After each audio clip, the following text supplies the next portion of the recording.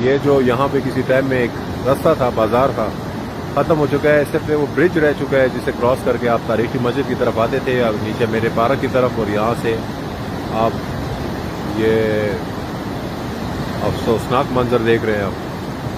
और अल्लाह मुल्क कौम की भी खैर करे। निचले इलाकों के लिए रेड अलर्ट रखें और लोगों को सेफ्टी मकाम पे पहुँचाएँ।